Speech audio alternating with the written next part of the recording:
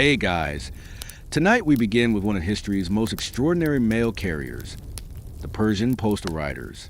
These fearless couriers mastered the seemingly impossible art of sleeping while galloping across the vast expanses of the ancient Persian Empire.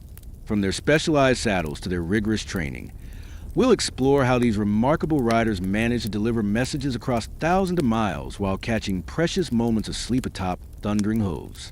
So, before you get comfortable, take a moment to like the video and subscribe, but only if you genuinely enjoy what I do here. And let me know in the comments where you're tuning in from and what time it is for you. It's always fascinating to see who's joining us from around the world.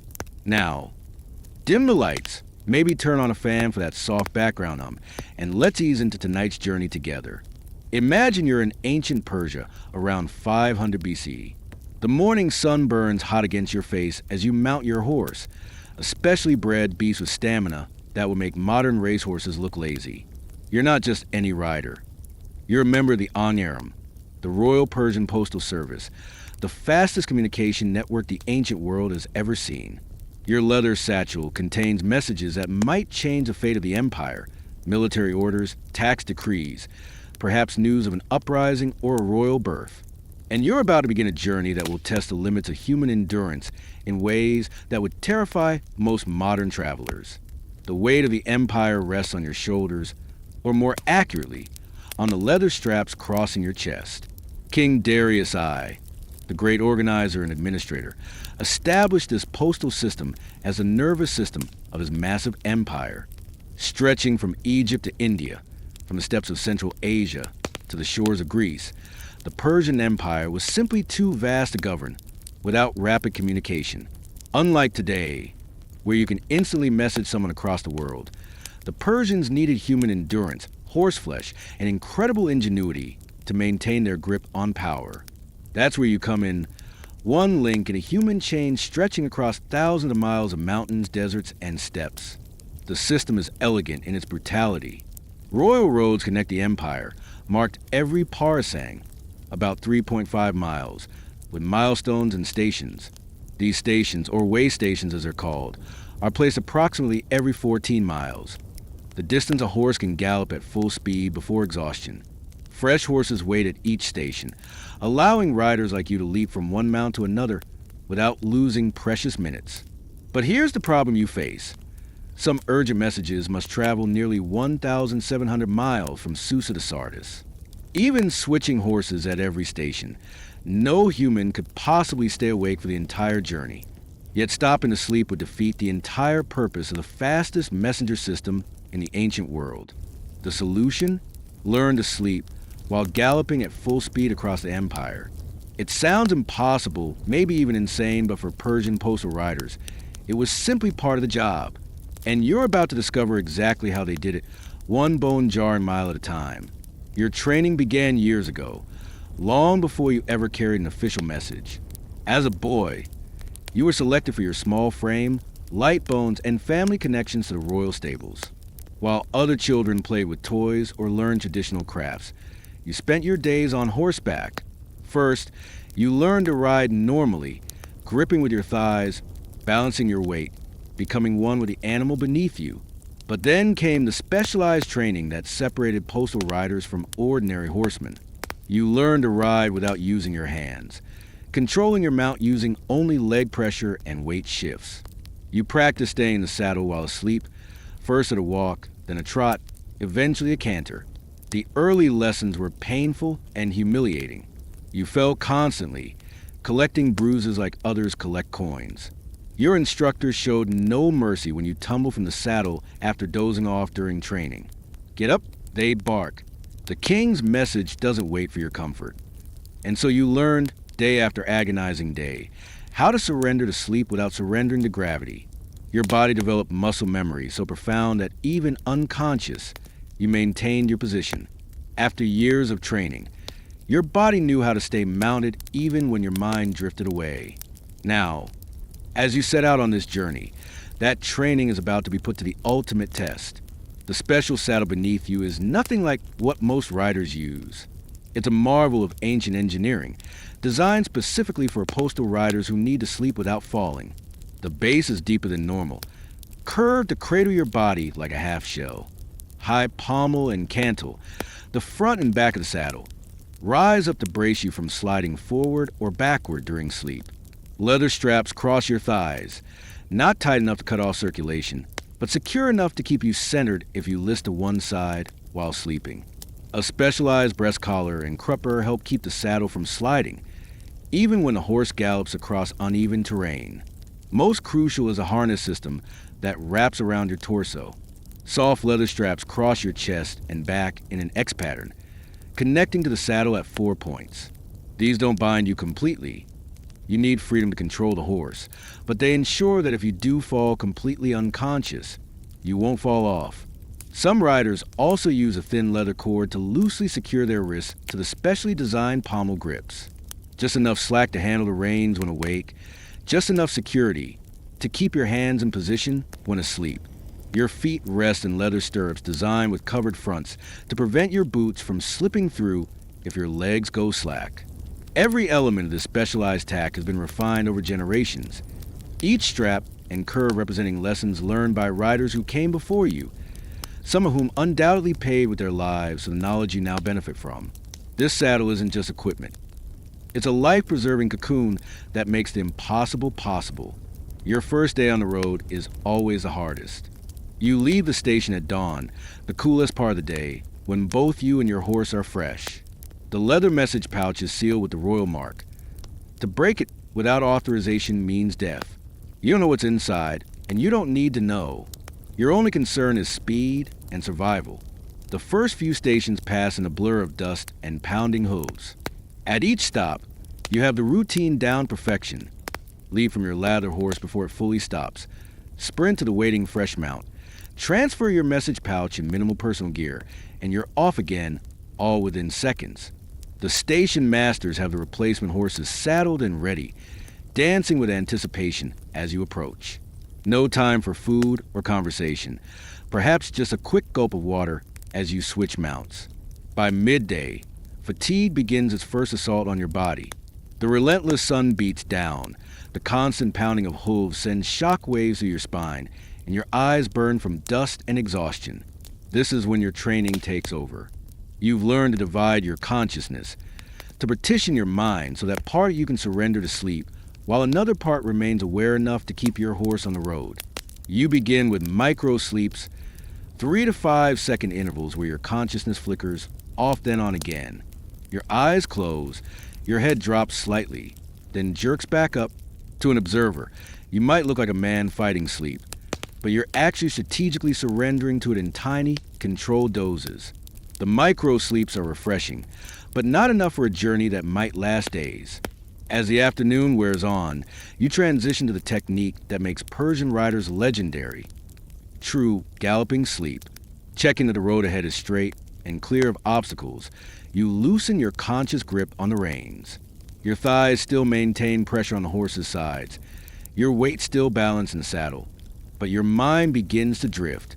The rhythm of the gallop becomes a lullaby, the swaying motion no longer fighting your body, but rocking it toward rest. Your hands maintain their position on the reins through muscle memory and the support of the leather keeper straps. Your chin drops to your chest, secured by the specialized neck strap that prevents your head from snapping back painfully if the horse changes pace.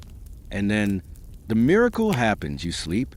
Not fully, not deeply, but you sleep nonetheless, catching precious minutes of rest while covering ground at speeds that would astonish most ancient travelers. It's a twilight state between consciousness and oblivion, one that took years to master. You drift in and out, sometimes aware of the landscape blurring past, sometimes aware of nothing but darkness and the endless drumming of hooves. Your body has become so attuned to motion that any significant change, the horse slowing, turning sharply, or stumbling, instantly pulls you back to full alertness. The horse beneath you isn't just transportation. It's your partner in this impossible feat. The animal that carries you across the empire isn't an ordinary mount. These are Nicaean horses, the finest breed in the ancient world, prized by kings and specifically bred for the postal service. Larger than Arabian horses, but smaller than war chargers, they combine endurance with speed in a way no other breed can match.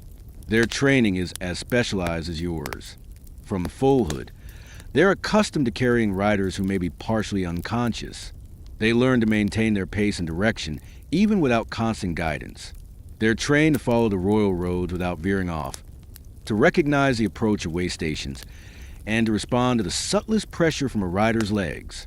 Most importantly, they're selected for their smooth gait, a rolling gallop that, while still jarring by modern standards, allows for the possibility of sleep that a choppier horse would make impossible. The relationship between you and your mount transcends the normal bond between rider and horse. You trust this animal with not just your transportation, but your unconscious body. In return, you've learned to be as light a burden as possible, to move with a horse rather than against it. Even while asleep, when fully alert, you watch for obstacles ahead and guide the horse around them. When drifting in sleep, the horse watches for you, following the path it knows and responding to dangers in ways that will safely wake you if needed. It's a partnership unlike any other in the ancient world. Two beings working together to accomplish what neither could manage alone. As the sun sets on your first day, you've covered a distance that would take an ordinary traveler nearly a week. Station after station has fallen behind you, each horse change taking you further from the familiar and deeper into the vastness of the empire. Night brings new challenges. The temperature drops drastically in many regions of Persia, from scorching heat to bone-chilling cold within hours. You wear specialized layers, a light tunic that wicks sweat during the day, covered by a woolen cloak that can be wrapped tightly as temperatures fall. Leather guards protect your legs from brush and branches that might otherwise tear flesh when you're not conscious enough to avoid them. The darkness makes sleeping while riding even more dangerous, but also more necessary. Your eyes strain to see the path ahead. Fatigue weighs on your eyelids like lead weights. On bright nights with a full moon, you can still make out the royal road clearly enough to maintain speed. On darker nights, you must slow to a canter or even a trot, frustrating when every minute counts. Some stretches of the royal road are marked with white stones that catch what little light exists, creating a pale ribbon to the darkness that both you and your horse can follow. Other sections, particularly mountain passes or desert stretches, become nearly impassable after sunset. This is where the sophisticated chain of the postal system reveals its true genius. At certain critical stations, night riders wait, specialists who know the dangerous sections so well they can navigate them in complete darkness. They take your message pouch, transferring the responsibility while you collapse for a few precious hours of proper rest on a simple cot.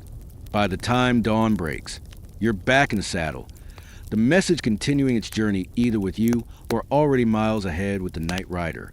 The Empire has calculated every variable, recognizing that even the most skilled sleeping rider has limits that cannot be safely pushed.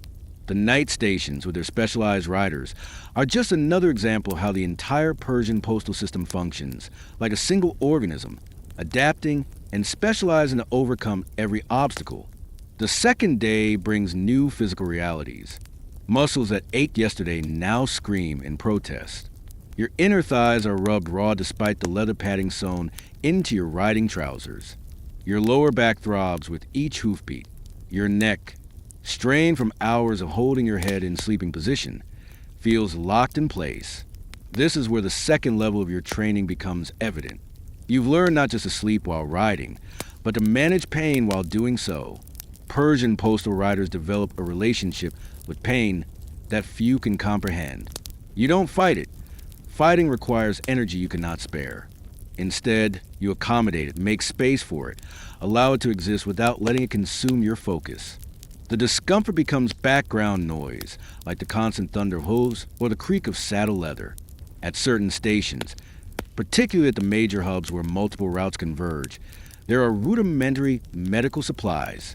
Special salves made from herbs and animal fat to treat saddle sores, tight cloth bandages to support strained muscles, bitter-tasting tonics that dull pain and provide bursts of energy. You use these sparingly, knowing that numbing yourself too much is dangerous. You need enough sensation to maintain your seat and control your horse. But these small mercies make the difference between completing your mission and collapsing on the road. As you ride, you develop rituals to manage both sleep and pain. Every 20 minutes, You shift your weight slightly, relieving pressure on one area only to distribute to another. You flex and extend your fingers while sleeping to maintain circulation. You've trained your body to perform these small maintenance tasks automatically, preserving your functioning without requiring full consciousness. Water becomes precious beyond measure.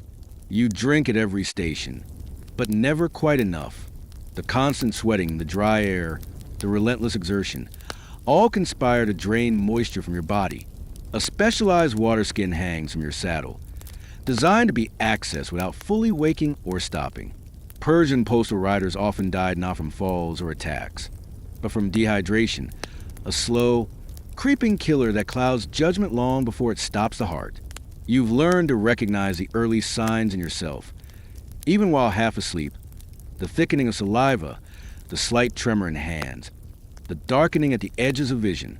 When these appear, you force yourself to full wakefulness long enough to drink deeply, knowing that without this discipline, you might never wake at all. Somewhere in the vast network of royal roads, dozens of other riders like you are performing the same impossible task. Some carry messages as vital as yours. Others bear routine administrative communications or tax records. The content doesn't matter to the riders, only the seal that indicates priority and the destination that determines route. You're part of a human relay that never stops, never rests as a whole, even though each individual component must find a moment of respite to continue functioning. The brilliance of the Persian system lies in this redundancy. No single rider is indispensable. If you were to fall, to fail, to die on the road, the system would adjust. The next station would note your absence, would send a rider backward to find the message and continue its journey. The communication might be delayed, but it would not be lost. This knowledge is both comforting and sobering. You matter enough to be entrusted with vital information, but not so much that the Empire cannot function without you. You are valuable but replaceable, like the horses that carry you, like the saddles that secure you, like every other component in this vast machine of imperial communication. By the third day of your journey, reality begins to blur. Sleep deprivation, despite your techniques for catching rest while riding, takes its cumulative toll. The world takes on a dreamlike quality, colors too vibrant, sounds too sharp or strangely muffled. You begin to experience hallucinations, not dramatic visions, but subtle distortions.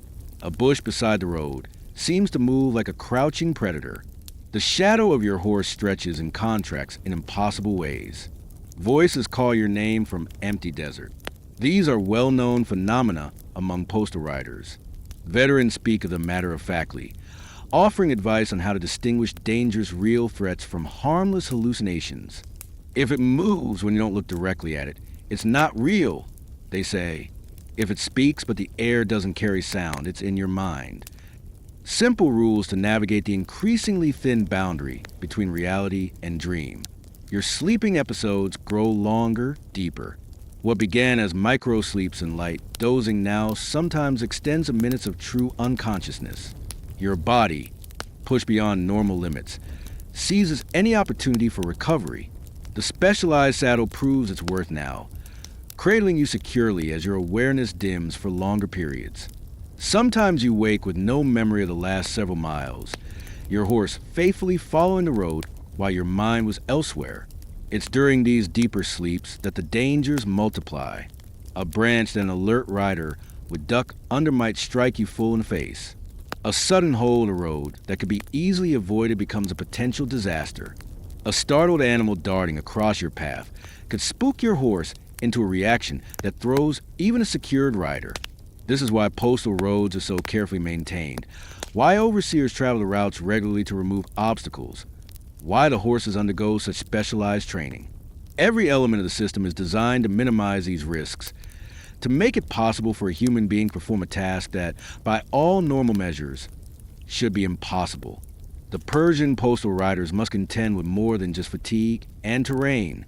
The Empire spans multiple climate zones, from scorching deserts to snow-capped mountains, from humid coastal regions to arid steppes. A single journey might take you through several of these, each presenting unique challenges to the sleeping rider. In desert regions, the heat is your enemy. Temperatures soar high enough to blister exposed skin. The air shimmers with mirages that confuse both horse and rider. Sand gets into everything: your eyes, your clothing, the mechanisms of your specialized saddle. You've learned to wrap your face in light cloth, leaving only your eyes exposed. But even this becomes unbearably hot as the day advances. Sleep comes easier in the heat. Too easily, in fact. The warmth and monotonous landscape lull you toward a deeper unconsciousness than is safe. Desert riding requires precise balance between necessary rest and dangerous oblivion. You maintain this balance by alternating your sleeping techniques. 10 minutes of micro-sleep followed by 5 minutes of full alertness. Then repeat. The pattern keeps you functioning without surrendering completely to the soporific effects of heat and endless horizon. Mountain passes present the opposite challenge. The air thins, making both you and your horse work harder for each breath. Temperatures drop dramatically, especially at night or at higher elevations. The paths narrow, often hugging cliff edges with fatal drops just inches from your horse's hooves. Sleeping while navigating these passages is nearly impossible, which is why the Empire stations specialists at the base of major mountain routes. These mountain riders, usually drawn from local populations adapted to the altitude, take over the most dangerous sections. You surrender your precious message to them, perhaps catching a few hours of proper sleep at the station before resuming your journey on the other side of the range. Forests bring their own dangers. Low branches that can sweep a dozing rider from the saddle. Sudden clearings that dazzle eyes accustomed to dimness. Wildlife that might startle your horse. River crossings require full alertness, even for riders who have perfected sleeping in the saddle. The annual rhythm of the Empire adds yet another layer of complexity. In winter, snow blocks mountain passes and turns desert nights deadly cold. In spring, rivers swell with meltwater, making crossings treacherous. Summer brings heat that can kill both horse and rider if precautions aren't taken. Autumn's early darkness shortens the hours of safe travel. The postal system adapts to these seasonal changes, altering routes, adjusting station placements, and assigning specialized riders to particularly difficult sections during challenging times of year. You've been trained for all conditions, but you also know when to defer to specialists or when to adjust your pace to accommodate nature's obstacles. No message, no matter how urgent, is served by a dead rider or a drowned horse. As you enter the fourth day, you pass through populated areas more frequently. Villages appear alongside the royal road. Farmers look up from their fields to watch you thunder past. Children point and exclaim at the sight of a postal rider. These moments of human contact, however brief, provide a strange sort of energy. They remind you that you're not just battling distance and sleep. You're connecting the far-flung parts of a living empire. The message you carry might affect the lives of these very people, might determine taxes or tributes, might bring news of peace or preparations for war. In larger towns, the postal stations are more substantial. Stone buildings replace the simple shelters of remote locations. More horses stand ready. More supplies are available. Sometimes there are even proper beds where riders on longer routes might be granted a few hours of normal rest before continuing. But these comforts can be dangerous too. The transition from sleeping in the saddle to sleeping on a bed and back again disrupts the delicate balance your body has established. Many riders prefer to maintain their rhythm, to keep to the saddle sleeping techniques that, while less restful, maintain the consistent pattern their bodies have adapted to. The Royal Road Network includes clever engineering features specifically designed to aid sleeping riders. Certain stretches are lined with small bells mounted on posts. When your horse passes too close to the edge of the road, its shoulder brushes the post, ringing the bell and waking you before danger becomes disaster. Other sections have shallow troughs cut along the center of the path. The slight dip and rise as your horse crosses these creates enough of a jolt to bring a dozing rider back to alertness momentarily, just long enough to check position and safety before surrendering again to necessary sleep. Near particularly dangerous areas, cliff edges, river approaches, sharp turns, the road surface itself changes texture. The sudden transition from smooth-packed earth to intentionally rough ground signals both horse and rider that extra attention is required. These features represent generations of hard-won knowledge, each likely marking a spot where riders had previously come to grief. The postal roads are literally mapped with the lessons learned from those who rode before you. Their experiences embedded in the physical infrastructure you now rely on. Your journey nears its conclusion, but the final stretch can be the most dangerous. Fatigue has accumulated to nearly unbearable levels. Your body cries out for real rest, for proper sleep in a stationary position. The knowledge that your destination is near creates a treacherous sense of relief that can lower your guard precisely when you need it most. Veteran riders speak of the final mile as claiming more lives than any other part of the journey. This is when discipline must override every physical impulse. You force yourself to maintain the same sleeping rhythm, the same vigilance, the same respect for the dangers that remain. You recite the names of fallen riders in your mind, a litany of those who relaxed too soon and paid with their lives. The approach to major cities presents unique challenges. Traffic increases. Merchants with carts, farmers with livestock, ordinary travelers on foot. None of them move at your pace, and few understand the absolute priority of a royal messenger. You wear distinctive clothing for this reason, bright colors that identify you immediately as a postal rider. A special horn hangs from your saddle, used only when necessary to clear your path. Its sound is recognized throughout the Empire as a command to make way, to step aside, to halt whatever activity might impede the passage of the king's communication. Finally, you reach your destination, perhaps a provincial capital, a military outpost, or even one of the royal cities like Persepolis or Susa.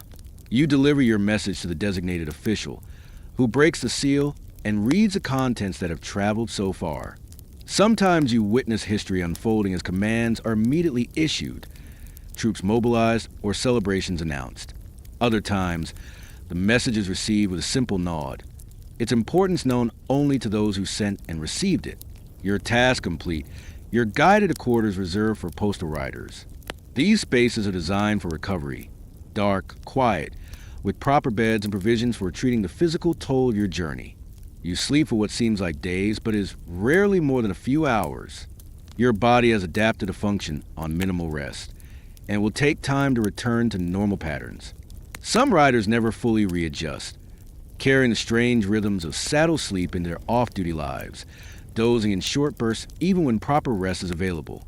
After recovery, you may be assigned a return journey or granted leave in the city before your next assignment.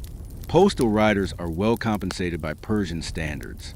The danger and difficulty of your profession is recognized with better than average pay, exemptions from certain taxes, and a level of respect not afforded to ordinary imperial servants. You've earned these privileges through mastery of an art that few can even comprehend, let alone perform. The ability to sleep while galloping across the empire isn't just a skill, it's a transformation of normal human limitations. The Persian postal system with its sleeping riders represented the pinnacle of ancient communication technology. No other empire could match its speed, reliability, or reach. The Greek historian Herodotus famously wrote, "Neither snow, nor rain, nor heat, nor darkness of night prevents these couriers from completing their designated stages with utmost speed." This was no empty praise, but recognition of a system so effective it seemed almost supernatural to those who witnessed it. Modern experiments have attempted to recreate the feats of Persian postal riders.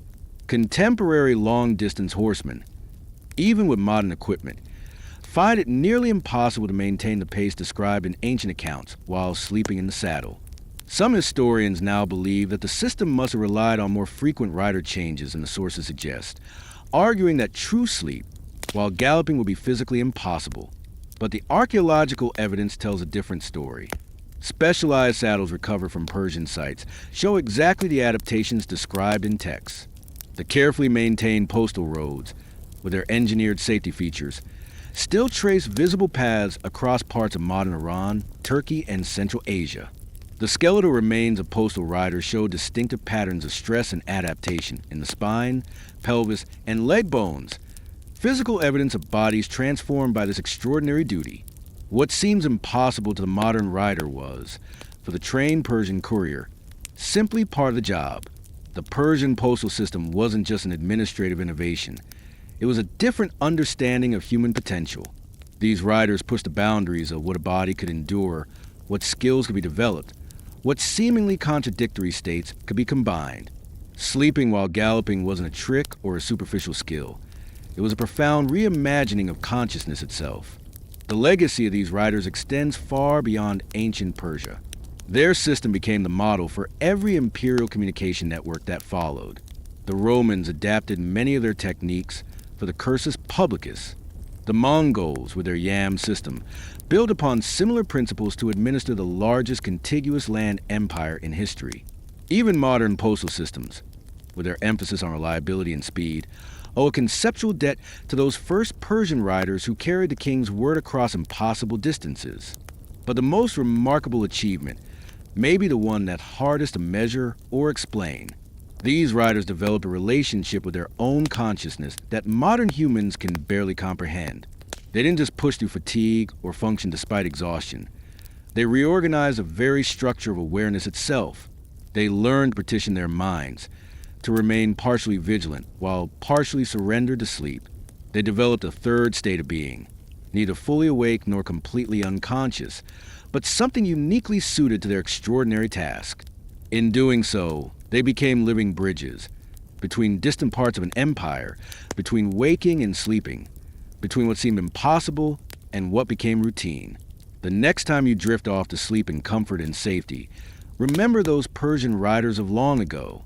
Remember how they galloped through darkness, eyes closed but senses still partially alert, carrying messages that shaped the ancient world. Remember how they transformed a basic human need, sleep, into an art form that defied ordinary limitations. In their saddles, secure against falling but never truly at rest, they redefined what it meant to serve, to endure, and to connect the vast distances of both land and consciousness. The thundering hooves of their horses have long since fallen silent. The urgent messages they carried now dust in forgotten archives. But the quiet miracle of their achievement, learning to sleep while galloping across an empire, remains one of history's most remarkable testimonies to human adaptation and endurance. Their impossible skill, born of necessity and refined through generations, reminds us that the boundaries of what humans can achieve are often defined not by what is physically possible, but by what we believe to be impossible until someone proves otherwise. And so they ride on through history, these sleeping couriers, forever galloping between wakefulness and dreams, carrying their messages across the centuries to remind us of what determined humans can accomplish when necessity demands the seemingly impossible.